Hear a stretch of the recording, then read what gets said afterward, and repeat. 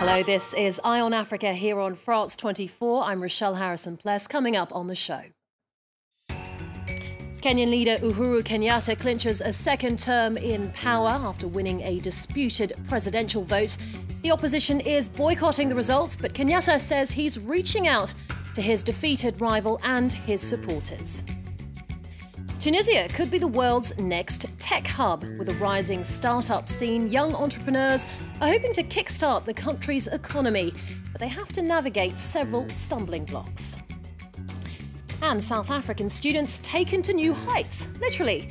We take a look at a circus school in Cape Town, turning children's dreams of joining the circus into reality.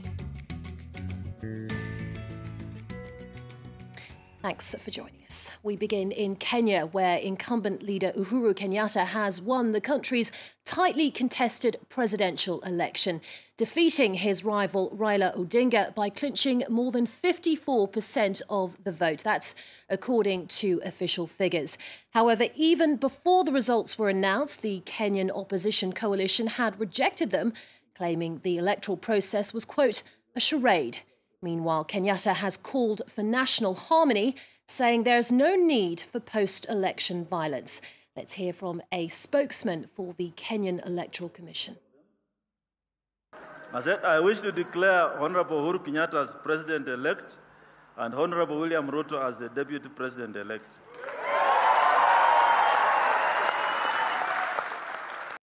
Right, let's get to the latest from France 24's Nairobi correspondent Julia Steers, who is standing by.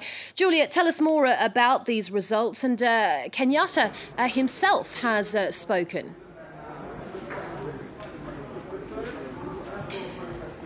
Yeah, we just heard from Kenyatta himself here just shortly after the results were announced. Now, everybody was expecting the results to say that Kenyatta won. He's been maintaining a solid 10% lead for days since the night of the election. But he just spoke here and he delivered a unifying address. He said elections come and go, but Kenya is here to stay. He called on people to reach out to their neighbors and to avoid violence.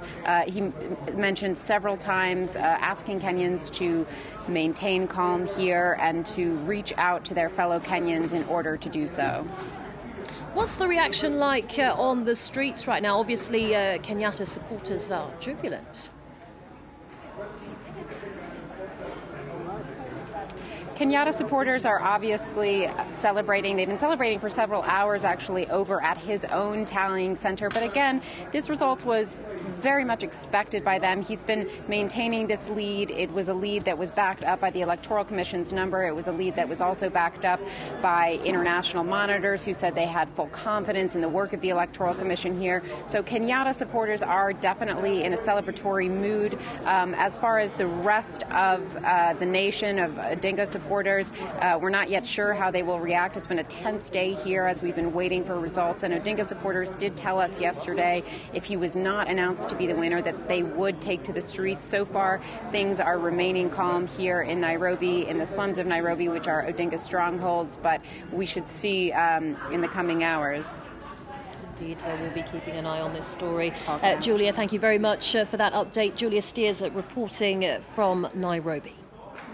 Moving on to other news now, at least 36 people have been killed and scores of others injured in Egypt after two trains collided near the coastal city of Alexandria.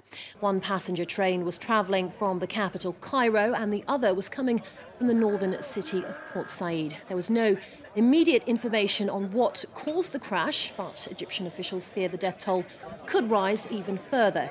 It's the country's deadliest rail accident in more than a decade. To Gambia now, where three bankers and the country's revenue service chief found themselves in the hot seat, with a commission responsible for investigating the former president's finances starting its hearings. The Gambian Ministry of Justice accuses Yahya Jammeh of stealing tens of millions of dollars from state coffers during his 22-year rule before fleeing into exile. Now, after the Silicon Roundabout in London, Nairobi's Silicon Savannah, and of course the original tech hub Silicon Valley in San Francisco, could Tunisia be the next startup hotspot? The country has a thriving tech scene full of young entrepreneurs hoping to kickstart the flailing economy. They've got their sights set on changing the country's fortunes through innovation and development, but many challenges remain. This report from our correspondents Lilia Blez and Hamdi Talili, as told by Flora Mori. $20,000 the year. A few minutes is all they get to make it work. Young entrepreneurs in Tunis are getting the chance to test their entrepreneurial skills and sell their startup ideas. This is about summing up our startup, which is our life actually, in just 2 minutes. But this is not the hardest part. Hundreds are in the process of creating a startup in a country where the word itself does not even have a legal definition. Some even try the rather unusual sectors. This engine, for example, is not a military tank. It is a robot called Pearlguard, which surveils industrial sites. It is the creation of Innova Robotics, a Tunisian startup. It's intelligent enough that we can give it a certain number of coordinates and it'll do a tour of the site by itself. It's equipped with thermal cameras, 4 infrared cameras, a microphone, a speaker and a GPS system with extensive geolocalization. And it'll be able to detect intruders at a far distance. This is not his first robot. Anis and his team have already created 3 others. All are being exported to international markets, but in order to get there, the entrepreneur had to overcome numerous obstacles. The first is bureaucracy. It took 6 months to create my company, for example. Then there are difficulties related to funding and, of course, to market access. He's not the only one. Yahya Bouhlel encountered similar difficulties. At only 17 years old, he created a programming school for high school students, and finding funds was not easy. The economy here is somewhat stalled. In Silicon Valley, there are angel investors who will pay $1 million for 15% of a company, but here, most angel investors take a 60% stake. While he's waiting for investors to change their behavior, Yahya managed to create a profitable model for his school, which has almost 300 students. A new law, the Startup Act, is in the making, which would finally give him and the other entrepreneurs a legal status, but it is still far from being passed. Some children dream of joining the circus, and others, like students at South Africa's Zip Zap Circus School, make those dreams a reality. The Cape Town school works with children from different backgrounds, hoping to motivate them, as Clement Bonneau explains. Under this tent on the outskirts of Cape Town, dreams reach new heights. Dozens of children learn the various disciplines of circus, from juggling to acrobatics, trapeze to hula hoop. For me, like circus, it's been like my dream since I was young, growing up in the streets of Khayelitsha, doing acrobatics in the streets. Started in 1992, the school offers free classes to children of all backgrounds and ages. Many come here just to have fun. Others have turned their passion into a career. We started with about 20 children. Today we have 8 programs reaching over 1,500 children a year.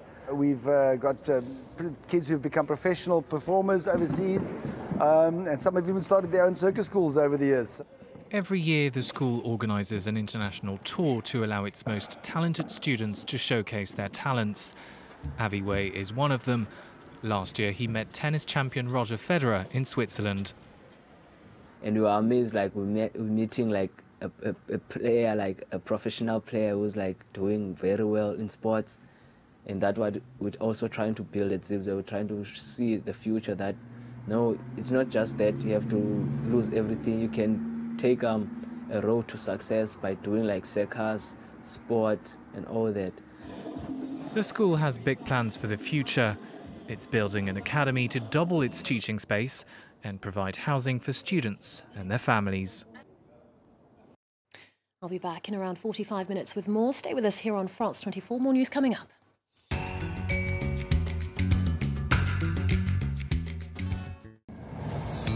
Porque la historia se escribe día a día. Porque la actualidad no espera. La información, donde quiera que esté. En cualquier circunstancia. Todos los temas. Para entender el mundo. Para imaginar el mundo. France 24. Una mirada diferente. A partir del 26 de septiembre, en español.